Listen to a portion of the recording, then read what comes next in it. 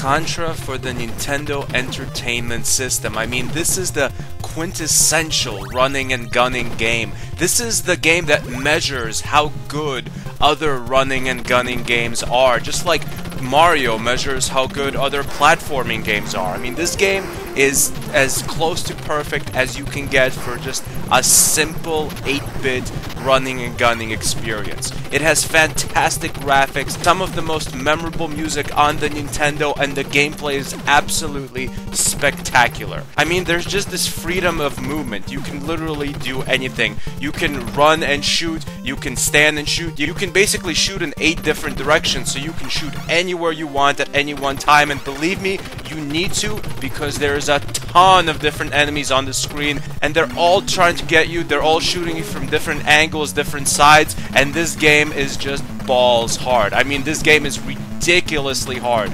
You really have to be a Contra master to pass it in one go. There's actually this cheat for this game. It's a pretty famous cheat that retro gamers know about. It's the 30 lives cheat. You basically get 30 lives right in the beginning of the game, and to me, it's not a cheat. To me, it's a necessity to actually pass this game. Like I said, unless you're a Contra master, you cannot pass this game without getting a cheat for extra lives.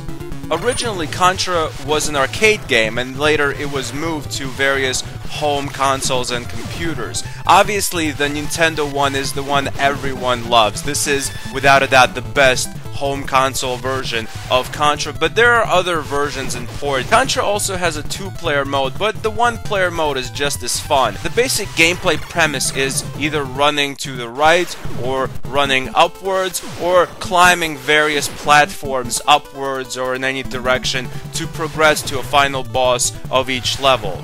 The first time I ever played Contra was back in 1994 when I was about 8 years old, and the only reason I ever got a chance to play Contra as a kid was simply because I had a poor friend.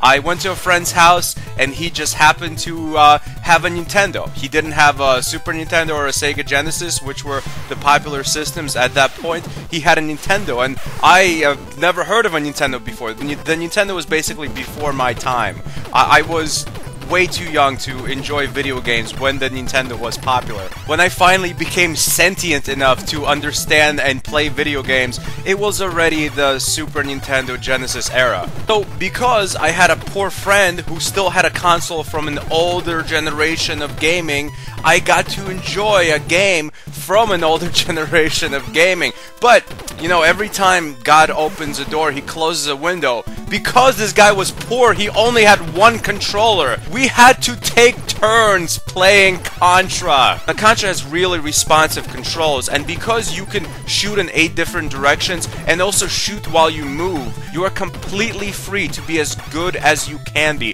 That is, if you screw up in this game, it is your own fault. No matter how hard Contra gets, because you have this freedom and range of movement, because the game gives you the option and the skills to be the best super soldier of all time, it is no one's fault but your own if you die, and you do die from basically one hit of anything.